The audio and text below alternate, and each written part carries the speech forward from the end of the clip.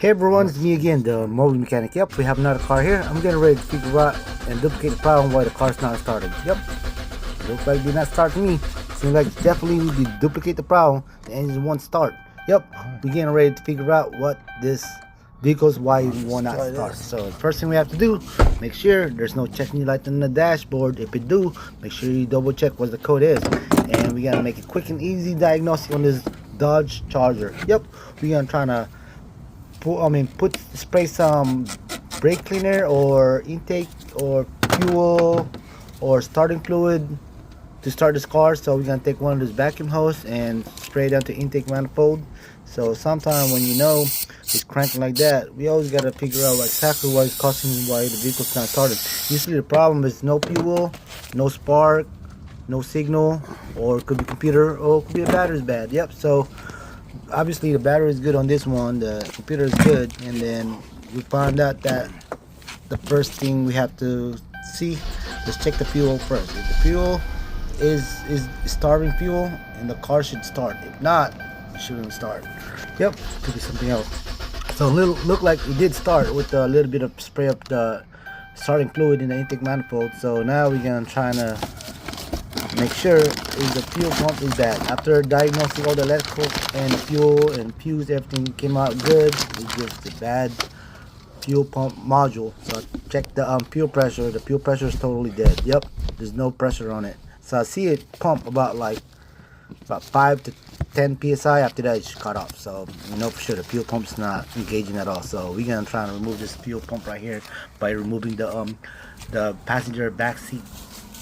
So, and also before you take everything apart, make sure you disconnect the battery, because without removing the battery like that, or disconnecting the negative or positive battery, it could cause more problem. Yep, you always got to disconnect the battery or power when dealing with the fuel or anything that you're gonna disconnect some type of module or pump or motor. Yep, better be safe than sorry. So to be able to remove this fuel pump, you have to remove this call it a lock ring that holding the fuel pump. You just gotta tap it and move it around, left and loosely, righty tighty. Just push it, tap it, and eventually the fuel pump will come right up. But this fuel pump right here, it does have a lot of attached to the fuel pump, the original fuel pump. You have hose, you got wire, connector, plug, and then some type of vacuum, I believe. So, and a sending unit. So we're gonna try to remove it slowly and carefully.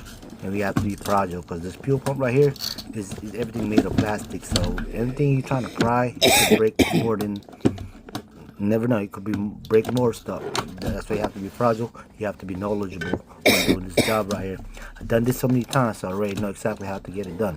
So I didn't even know how many times I've done this type of fuel pump, but I could almost close my eye and do it again. But this is how it goes, guys. So when I'm removing all the back or the hoses, fuel line, and the connector, sending unit, the sensor, and then we just gotta be careful when removing the whole fuel pump out of the fuel tank, because this fuel pump right here, you got a little cup underneath there, and that thing could hold fuel just like that. See that? You have to let it drain a little bit slowly. Don't just pull it out completely, because you could leak fuel all over the back seat, and next thing you know, the car's gonna be smelling like fuel.